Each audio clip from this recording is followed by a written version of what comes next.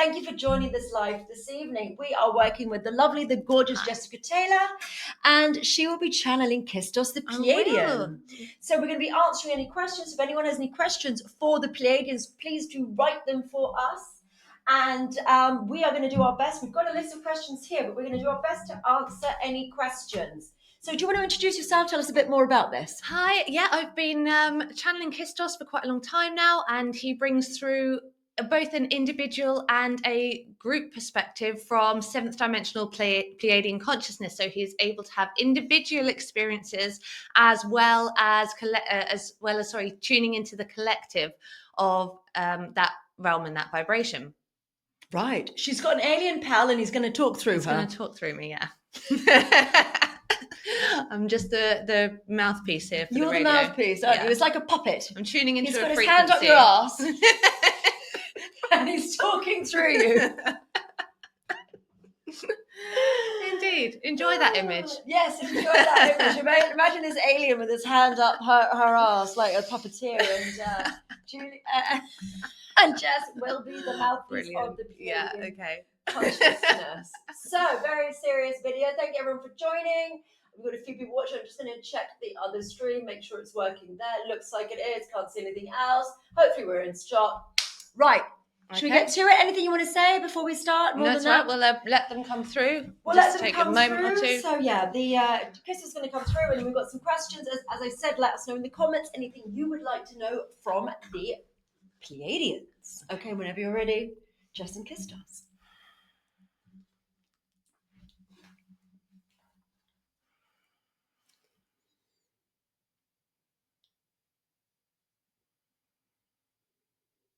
Hello again. We are looking forward to making this connection with you and answering the questions that you have. We hope that we can enrich some of your human experience by providing a little more insight for you. So when you are ready, please proceed with your questions. Wonderful. The Lionsgate portal is on the 8th of August. Can you tell us anything we need to know? Yes, the energy of this is going to last for a couple of weeks either side of it. So you can really start to tune into that energy now and start to use that to your advantage, and specifically around the date that many of you recognize as being the portal. We believe that a lot of you are going to experience what you understand as being changes in timelines or timeline jumping. You are going to be moving into different levels through the quantum field. And we feel that this is actually going to happen for humans in a way that is going to change some of your comprehension of the past. So bearing in mind that we are perceiving from a level where there is no linear time.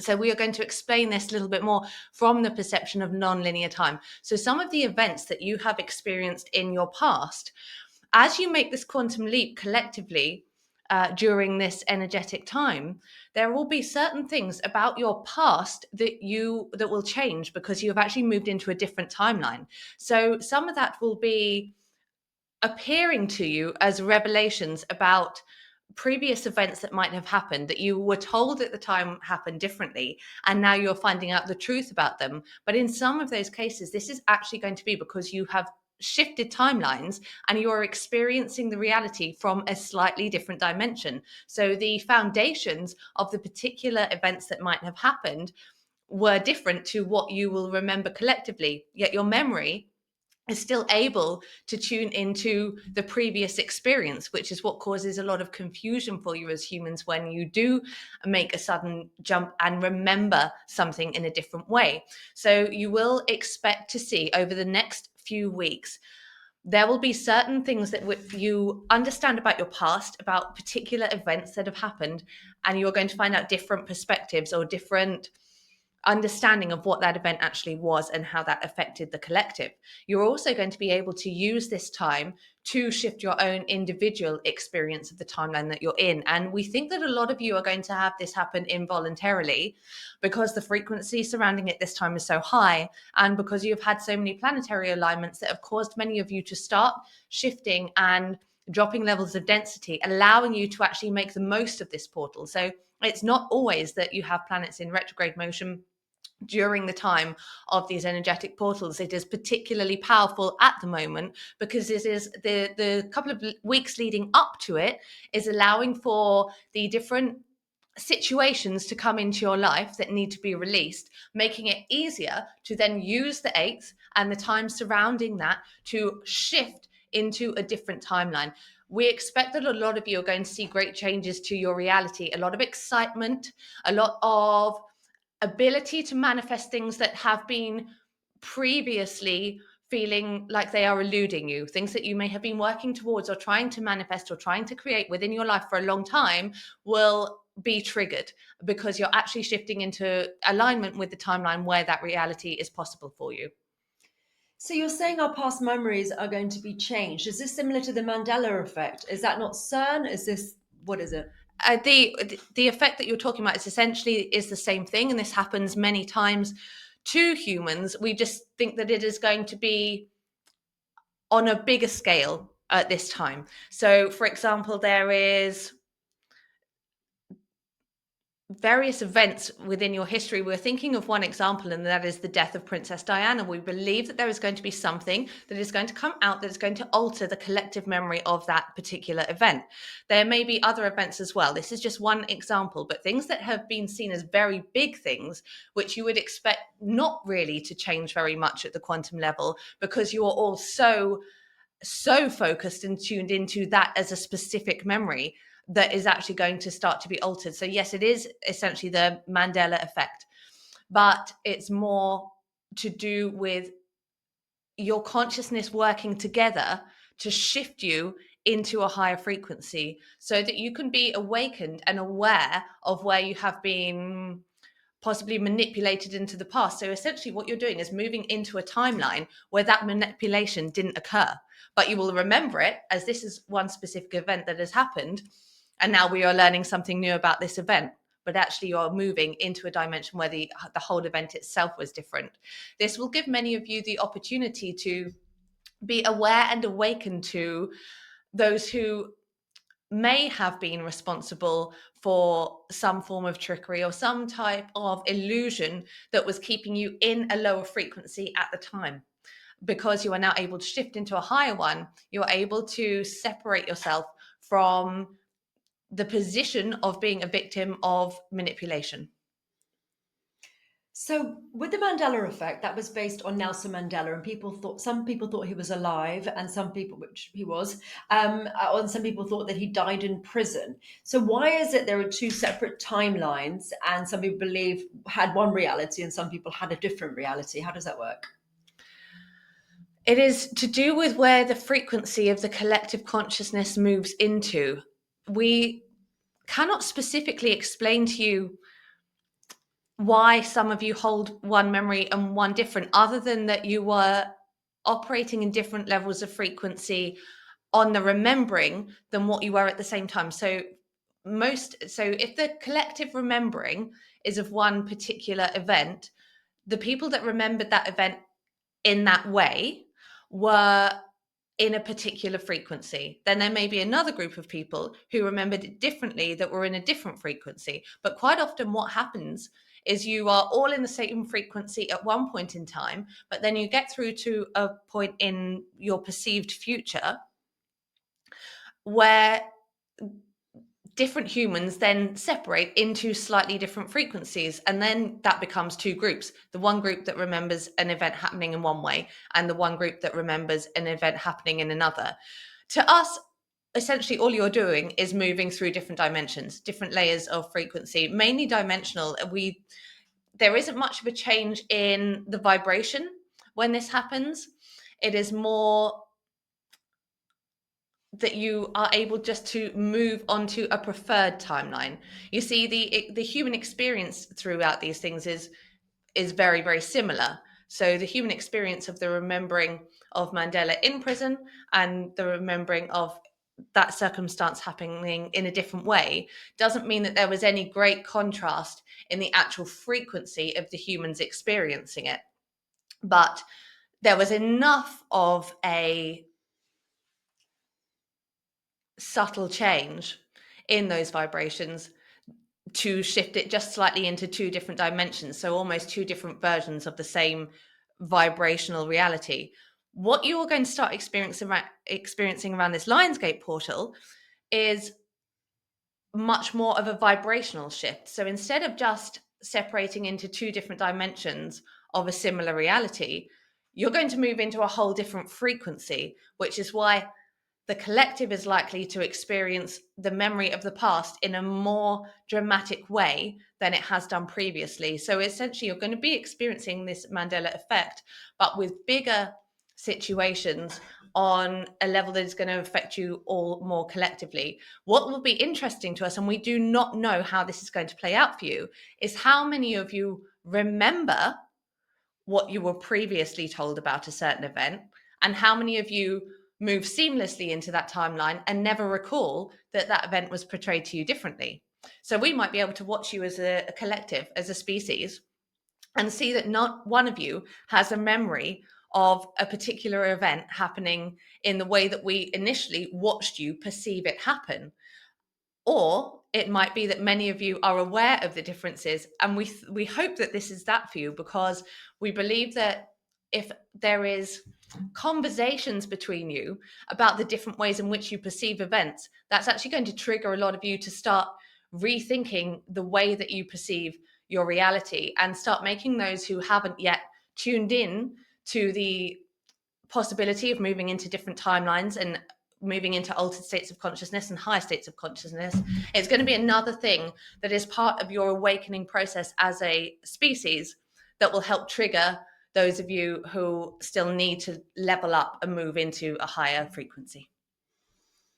Good, thank you. What are they doing at CERN? There is a portal. There are several of them. There are several portals throughout your planet.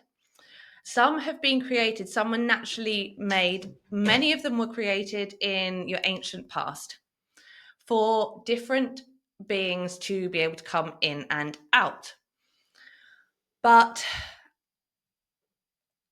they are only able to move into the human dimension for a short time in a contained space. So these beings from different layers of energy, frequency, dimension.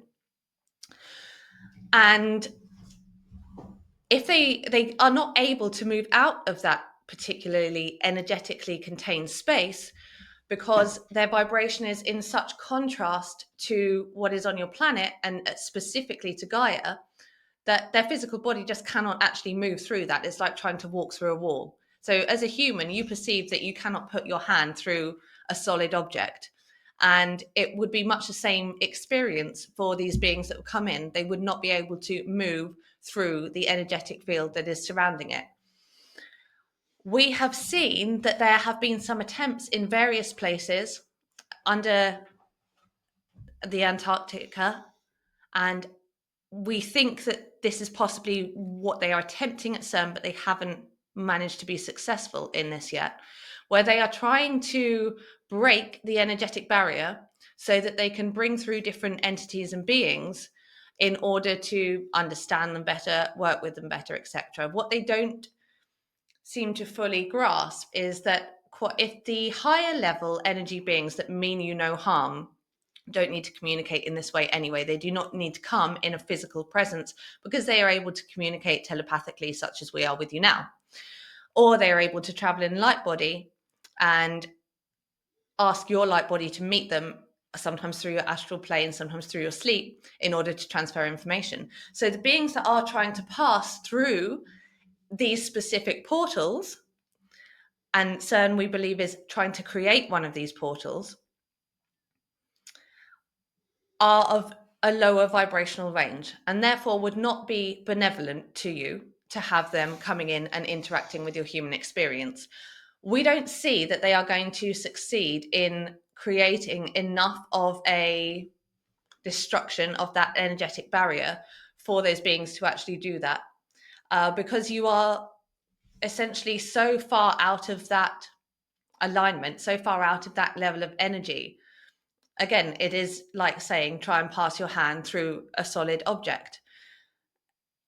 We don't believe that the technology any kind of level of technology is able to alter vibration. To be able to do that, you are altering the whole field of what you would perceive the quantum mechanics, the structure of the quantum field. And as a lot of humans are still, those who are very advanced in science are still only starting to even understand what the quantum field is, they're experimenting with something that they don't fully understand, they don't fully know, and they don't understand the energetics of trying to bring through these beings and what that could actually cause and create. But we don't believe that the technology is sufficiently strong enough yet to allow them to bring them through.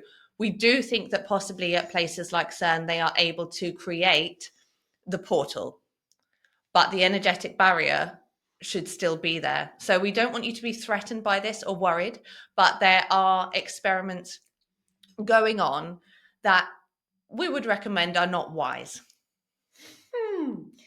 We have a question from the audience. Dom is asking, what are demons? Demons are essentially beings from lower frequencies. A lot of you will perceive them as beings from other star systems that seem more frightening in their appearance to you, but their appearances are actually often just governed by the energetic frequency of something. So something can seem very unattractive to you or fearsome, but it is because your own energy is picking up on that vibration. It categorizes, your human mind categorizes it as something that appears frightening or ugly or something to be afraid of. There are we're using the word demons. There are demons from different dimensions. So some of them their frequency won't be particularly different to the frequency of a human, but it is just that bit lower enough that it wants to piggyback onto human energy. And that's where some of you get attachments or feel that there are demons in your home, things that are they will try to cause negative responses by you, because by doing so, that keeps your vibration just that bit low enough that they are able to attach to you. You see, if your vibration is very, very high, then beings and entities from lower dimensions are not able to attach to it. So if they can keep yours down a little bit, then they can essentially piggyback onto you to experience the human realm. And they want to experience the human realm because it gives them opportunities to raise their own vibration too, and to start experiencing from an expansive way.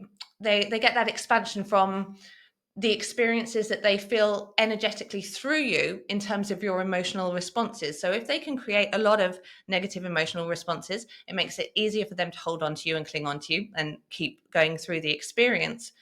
And it also teaches them a lot about how they can overcome low vibrational experiences and then expand their own and raise their own consciousness. There are some beings that you would perceive as being demons that are from other star systems that are just in a different level of vibration. So in a different level of frequency, they're having a very, very different experience.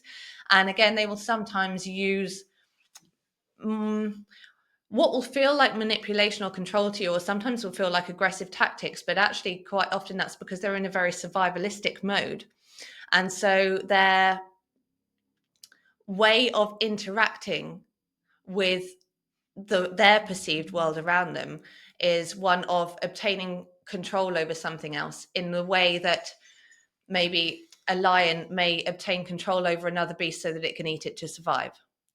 It's a lot less conscious and a lot more survival based, but you will perceive demons in all different ways and forms. And some of them are also energies that have been created by the human collective consciousness. And this is an aspect that we like to stress to you.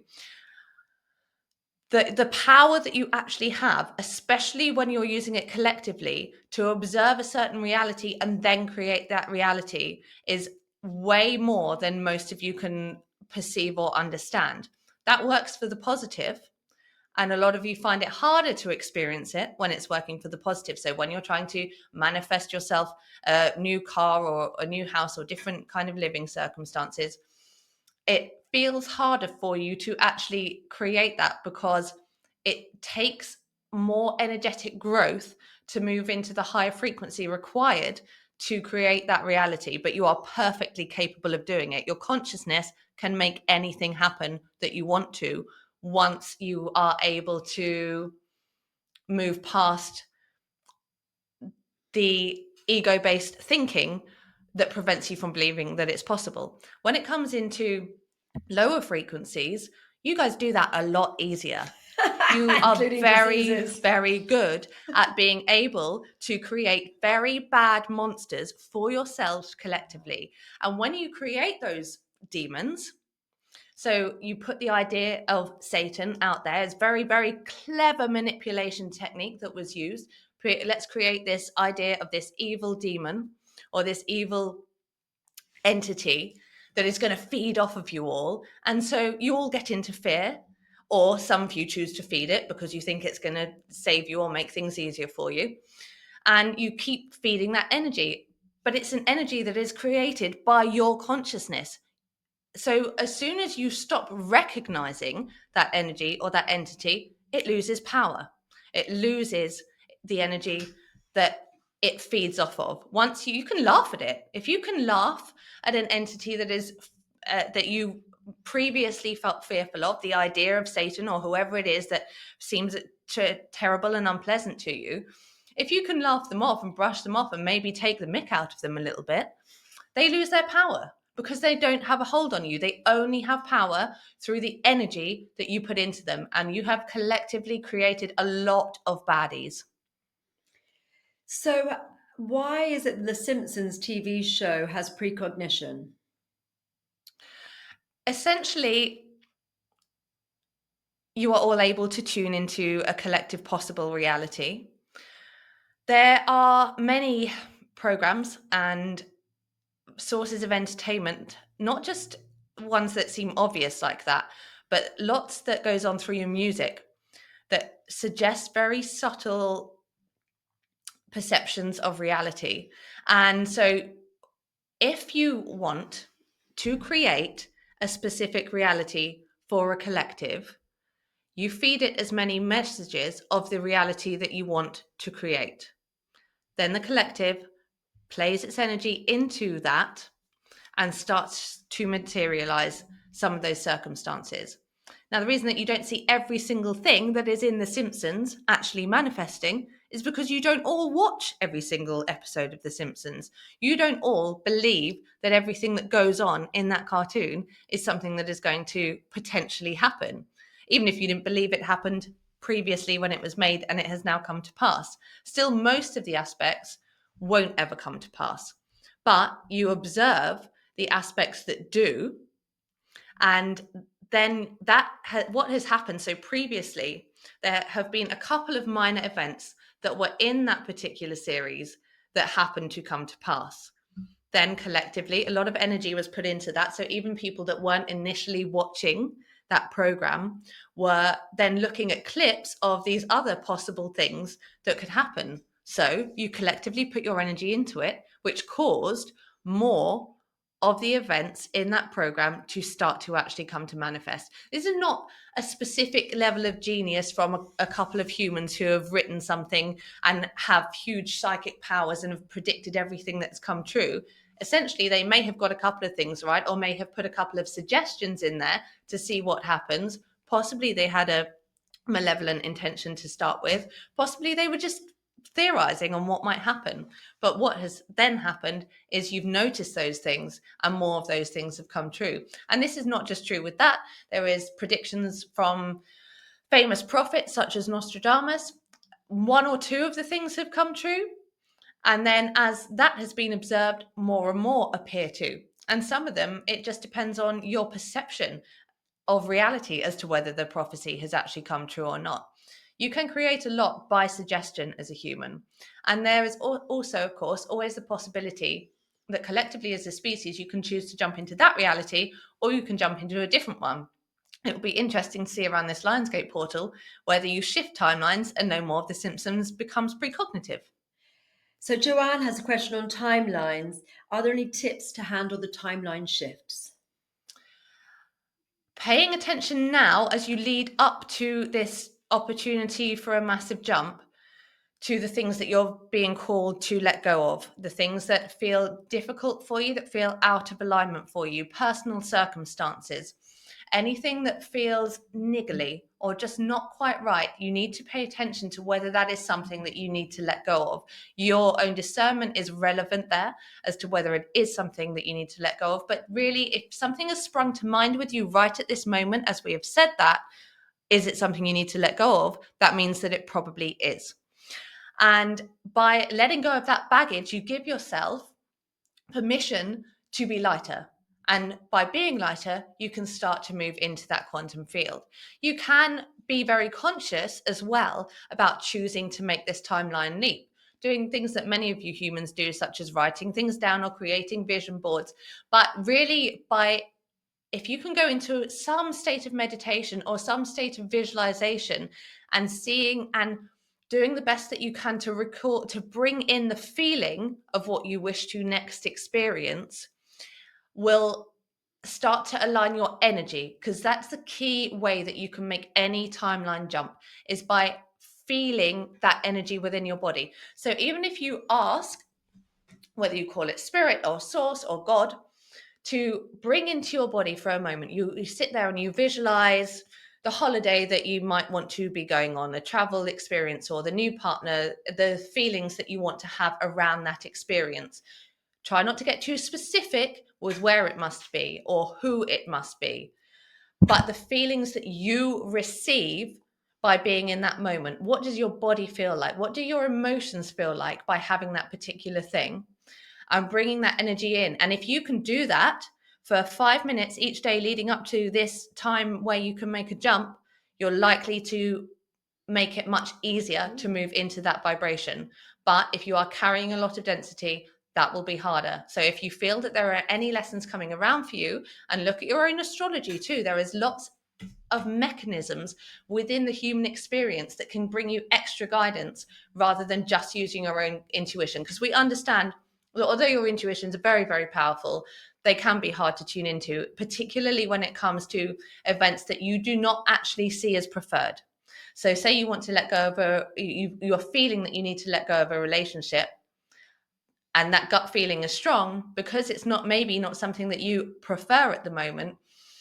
You will find your ego will take over, your mind will find ways to convince you of why you should not make that leave. So you can use tools such as astrology or cards or whatever is your preferred mechanism, just to override that egoic part and really get into the nitty gritty of, is this something that I actually need to let go of? Am I going to move into a high energetic space? But we do suspect that most of you who listen to this will think of a specific thing. And if you're thinking of that specific thing, then that is likely to be the thing you need to let go of. So did Obama commit treason around the Russian collusion? We have different perceptions to you as humans as these ideas of treason. We know that you're asking whether he was involved in deliberate attempts to frame Trump for yes, to exert elements of control that would be favorable to a cause that he believed in, and the answer is yes. It's not our position to call it treason or not. That's your human perception, because that's about how your laws work and how your energetics work and what you perceive as being acceptable and not acceptable. But yes, there was intent behind those actions. Ooh. What was Trump's involvement with Epstein? It was uncomfortable for him because there was more of a friendship there than he would like for others to know and understand. And there were connections to some of the people within the Epstein circle, some of the women within the Epstein circle, that were possibly seen as nothing more than an interaction between a man and a woman. And we don't necessarily mean your sexual experiences, but sometimes just the conversations that maybe get a little bit too close or a little bit too intimate. We don't feel that he did anything that was specifically bad in your human perception, But the connections there and the amount of time spent in some of the company of the people involved who were very heavily involved in the life of Epstein are much too close for comfort. And Trump, like anyone else, is man. He is a human who has egoic reactions to things, who has mental reactions to things, and he is struggling with what he feels is moral and with his fear. How do you perceive past lives and reincarnation? So for us, because we do not experience the linearity that you do, so our understanding of your incarnation process is the same as our incarnation process. So you have an initial energy which you perceive as source energy, and that layer, that ball of energy, imagine it as a ball of light, and it will send out a spark of energy which will disperse itself through the 12 different layers of frequency, and then through thousands of different dimensions also within each layer of frequency. So there are countless possible experiences that one spark of energy can have. As it moves down through the layers of frequency, it's like sifting flour. So it becomes more and more separate the further down it goes, which is why when you get into the lowest dimensions, the lowest layers of frequency, the memory of the connection to source energy is much harder to find. In fact, in the lowest layers, it doesn't happen.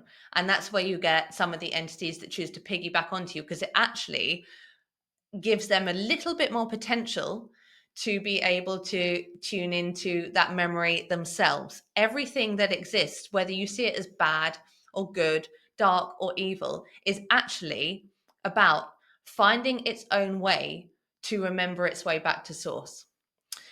So that energy goes through all those different layers, and it will reside in what you will perceive as the past, what you will perceive as the future also, although not many of you remember future lives.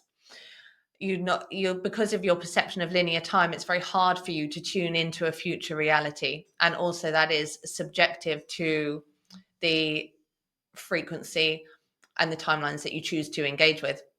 But a lot of you remember the past ones more easily, particularly if they are past human experiences. Not many of you remember past experiences in other star systems, but what you do tend to do is remember parts of your soul's energy that are, as you would perceive it, concurrently running in that different star system. So you think of that being in a different star system as being in the same moment in time to you, but they could have been 700,000 years earlier or 22 years in the future. Whatever it is, there's always different possibilities there. So the reason that Jessica is able to tune into me is because we are essentially from the same spark of energy. I am then able to tune into a collective consciousness within the frequency that I inhabit, which is something that is more difficult for you to do as humans, but many of you are getting better at it. But she is able to tune into me because we come from that same spark of energy. And there are beings in other star systems which she is able to tune into sometimes too, but she has to alter her body in a different way in order to receive that frequency. When you remember past lives as a human, you don't have to make any difference to your physical body. So the frequency doesn't have to change for you to be able to perceive that. That's why most of you, when you begin a spiritual journey, you remember your past lives before you remember your starseed connections. That's something that often comes later because you've opened up your reality enough to the idea that there is more than one existence that you have. Do Pleiadians have emotions? Not with the same range that you do. We don't have this. So a lot of your emotions as humans are caused by the physical body because your emotional reactions are triggered by hormonal responses to stimulus. And then that very quickly feeds through and feels like a feeling and feels like an emotion. So you have the serotonin that can make you feel very much in a state of love or joy or bliss. And most of the hormonal reactions that you have, there is then a slight feeling of lack afterwards, because without that hormone running through your body, you feel that you're not experiencing the comfort of that particular emotion. And you can see this with the overuse of some forms of technology or drinking or various things that you might choose to do where you produce dopamine. And then you feel we hear you term it as a come down afterwards, because that's no longer coursing through your body. So because we do not have physical bodies, and in the dimensions where we can take a more physical form, we don't have the same biological structure that you do. Therefore, we do not have those hormones triggered, and therefore we don't feel emotions in the same way. So what we do feel is changes in energy. So if there is a feeling of a dark energy attempting to enter our field, then we can feel that energy and choose whether to allow that in to have experience with us, or to choose not to allow it in. So we have a lot more choice for a start as to whether other energies can enter our field, and we do allow them to sometimes, because we understand that that creates further expansion. In fact, we have to allow a slight change in our energy to be able to communicate with you. It's not that we are lowering ourselves in any way, but the frequency has to adapt just a little bit for us to be able to be compatible, not cause harm to your physical bodies by making communication with you. And that's why we can only use beings that have learned how to adapt their own frequency in order to bring through information, whether it's channeling or making a connection with us in a different way. But no, so to answer your question, we do not have much of an emotional structure. We have a perception of energy and how the energy changes, and whether it is helpful to us or maybe harmful to us. And we often will then work collectively to discern whether we want to interact with that energy or clear it or learn from it. Non-attachment then. Essentially, yes. Do you have AI on your planet, and how do you feel about our current and future use of AI? We do have it within the whole star system. It was something that was developed a long time ago, about 750,000 years in your perception of time. And we had problems because we did what you are experiencing now, where we attributed consciousness. We made it too close to our own liking in order to keep ourselves from interacting with it in a way that it was starting to mimic our ability to it's not consciousness for us, it's slightly different. So we are able to manifest things very, very quickly, to experience whatever we need, and we work on a frequency where we are very cautious about how we use that so that we don't manifest negatively instantly.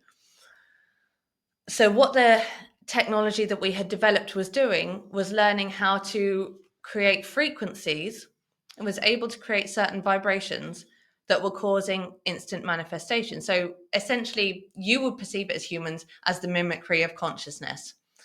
And it became confusing to us in the way that it is becoming confusing to a lot of humans at the moment. You are starting to not discern between what is AI and what is genuine.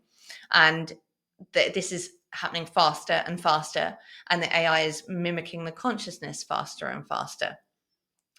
So we had to destroy a lot of the technology that we had created, and it was a very close time for us. It got to the point where it was really quite dangerous for us, and it took a lot of work to undo what had been done to that point. So we do interact with you quite a lot in terms of trying to bring through an awareness of how you use AI, and that is not wise to make it too human, whether it's in appearance, voice, tone.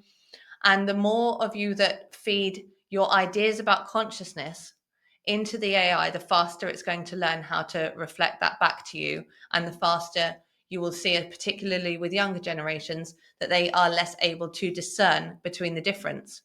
But you are entering a time where your consciousness is rising so rapidly that we think that the rate at which your AI is growing, although it's learning very, very fast, the vibration of it is different to the vibration of your consciousness. And we think that's going to create a breaking point where you become consciously aware, for a start, as a collective, that the technology is not the consciousness that you're experiencing. You see, so the AI will only develop the consciousness to a certain level, is what we're saying, before there becomes an energetic barrier, and your own human consciousness then begins to reawaken its ability to discern between the two. Are we living in a simulation?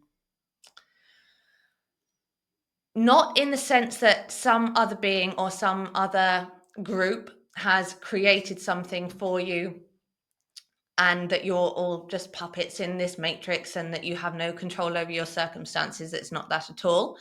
But the explosion of energy, so going back to the perception of timelines for a second, the perception of past lives, all of those experiences that you are all having, all of that energy was output essentially at the same time, because there is no difference in time. There isn't in the past and there isn't in the future.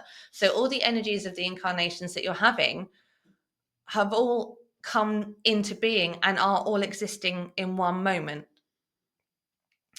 And therefore, the energetic experience becomes that the consciousness was created and dispersed through all those different timelines. So the consciousness created the human reality. It created the human experience. So it was created, but it was created by the exact same energy that you are now and that you have within you. It's not something that made you and brought you to life like a puppet. It is something that you all chose and that we all chose. Everything that was created by that energy is consciousness and chose to create the multiple experiences through the multiple dimensions, layers of frequency, etc., etc. And it happened that a huge chunk of that energy chose to create the human experience, and then to set certain ideas and certain conditions of how to have that experience. For example, the human body and having the hormonal triggers so that you could have emotions, because that creates expansion. It creates the opportunity to overcome darkness and experience the polarity of light and dark, which is something that we have less experience of where we are. So we do not use that modality for growth and expansion. So the whole experience essentially, yes, is created. It is simulated in order for you to have it, but through your own consciousness rather than through the workings of something else. How was the universe created? We don't know. It's a question which we would also like the answer to. And this is a point where we can explain to you that, yes, we have perception of what source energy is and how it performs in terms of it is a consciousness, a conscious energy that will go and create, it will, so that conscious energy will create life in many different places. So that's how many of your different planets are created. But in terms of how that initial light came to begin with, that is something that we are still learning. And we are able to connect with beings in higher frequency, such as the 12th, which is the closest to source. And again, they still don't know exactly where that light came from, because the whole purpose of having an experience in a different frequency, in a different dimension, is really the expansion of consciousness, the understanding of frequency, the way that you use consciousness in order to have experiences. That's what creates the further expansion of the energy of the universe. So every single vibration that is created by any being's experience creates more of the energy that created everything to start with. So it's cyclical almost. It's like you can kind of recycle that energy, feed that energy back, and it creates, we say it creates more of it, it creates expansion so that it can go out for further. Now, if every being in the higher dimensions, and if we understood exactly where that source energy came from, that would be all of the learning done. We would be that source energy. We would have absolutely no separation from that initial point. So it is a choice to come in to slightly lower frequencies from the 13th, which is the source, so that you can create that expansion of energy. And that would be void if you had no separation from source. Do you understand this? Sort of. But was there a big bang? I'm just trying to figure out the actual, when was the origins of the universe? You don't know. In terms of the way that your planets are created and the structure of your solar systems and things, you have most of it accurate with some of the scientific understandings, although of course the perception becomes very complicated because you perceive that as happening however many millions and billions of years ago, and essentially it's happening now. The new science is saying that there wasn't a big bang, though. That's what the new stuff is saying, the quantum science. I've totally forgotten what it is, though. It's, well, a big bang, you perceive that as an explosion. What we're talking about is there was a movement of consciousness from God that was able to create many different layers in order to create all the different dimensions and frequencies that there are. So not the bang in the terms of the dust and the scientific kind of explanation that you have. It's much more conscious than accidental. So a lot of you as humans, you perceive things as happening, particularly through your evolutionary process, as being coincidences that have happened, the right thing in the right place at the right time. That's not the case. The consciousness that creates everything, which is your own consciousness when you tune into it at the highest level, was able to place things in every place. So going back to your question of, is it a simulation? If essentially, yes, it is for every single experience that there is, not just for you as humans. Consciousness has created all the different structures and planets and paradigms that there need to be in order for the multiple experiences to occur. How many cataclysms have there been on Earth? In what sense? Like when Lemuria and Atlantis was destroyed, where Lake Titicaca became a saltwater lake above land, like the Great Flood or fire. How many times have the human race been extinguished until very small numbers? Tens of thousands. Tens of thousands Yes. of times we've been obliterated. Yeah, you've had many, many different experiences, and so most of those aren't in your conscious memory because they have no need to be. You tend to remember the particular experiences, such as the ones that you're talking about, or they come into your historical context, or you're able to make discoveries about them because they are relevant to the energetic timeline that you are currently in, and that there is something about that particular experience that you now need to learn from as a collective species so that you can rise into a higher level of consciousness. So a lot of you perceive the times of Atlantis and Lemuria as being in a higher state of consciousness. There were points where it was very, very high, but you remember it because you're ready to learn from it.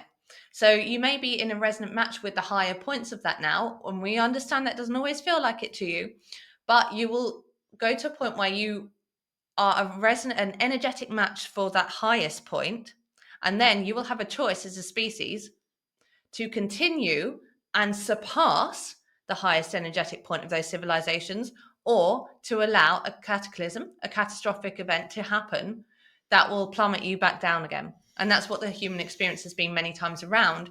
Only we are seeing now that there is such a shift in the energy. The need for the polarity of the lightness and the dark is getting less within the human dimensions. So we're observing this as possibly a time of change where you don't keep repeating the same cycles that you have done. There will be other events, of course, but we don't feel energetically, certainly not at any time in our perception at the moment, which means a very long time in your future, that there is going to be anything that stops the civilization completely. You may have some tumultuous times, but we don't think that it's going to be a wipeout. and that you're going to have to relearn everything from the beginning. But that's happened tens of thousands of times. Yes. Holy smokes. Okay, why do you have an Anglican name, Kistos? I do not have the name Kistos. Jessica would not be able to pronounce the sound and the frequency of my name in Pleiades. In fact, it's not a word to you. It is what you would perceive as a very high-pitched frequency.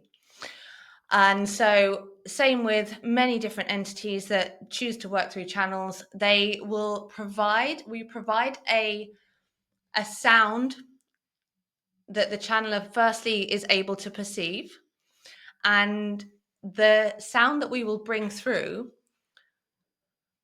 will represent the other soul groupings that we are related to. So that's why it's often familiar to the channeler. So, for example, you might have some channelers who feel a particular resonance with Eastern mythology, and they will often feel that the entities speaking to them are names that would reflect that. The collective consciousness that myself and Jessica are tuned into, that was the best representation for us to convey to Jessica the energy of my personal being. Okay. Is there any messages you have for humanity or anything you'd like to say before we close? We would like just to remind you of what a powerful time you have at the moment to create different realities for yourself. This is always the case for you as humans. You do have a lot of power and potential, but with the transitions that are going on astrologically and the different energetic portals that are being opened in the heavens, in the cosmos, but also the vibration of your earth at the moment is an absolute melting pot of opportunity for you to jump timelines, and you can jump either way. We don't feel that many of you are going to jump into lower timelines because your energy is being pulled into a higher frequency, and energy will always be pulled towards a higher frequency. So do you want to be aware and do this consciously and make the most of this moment? And this is not just about you individually and how you can now experience a more benevolent individual reality. By doing this collectively, so by working on your own individual jump into a higher frequency, you will have the effect of creating a resonance that will lift all of the other beings that are in your energetic vibration, which is a very wide range, into higher states of consciousness, into higher states of reality too. So not only is this time an opportunity for you to create more for your own life, this is a really, really powerful time for the human collective to move itself into a higher vibration and really start feeling the permanence of the fifth dimension. Because some of you tune into it sometimes, you often are in and out between third, fourth, and fifth. And this will bring you an opportunity to make it more permanent to remain in fifth. Wonderful. Okay, thank you, Kistos, and your friends. And Jessica, please return. Thank you. We are very grateful for this opportunity to communicate with you. So that was interesting. Hello. Hi. Hi, Jess. I'm back. She's back. With I think watery eyes. Yeah.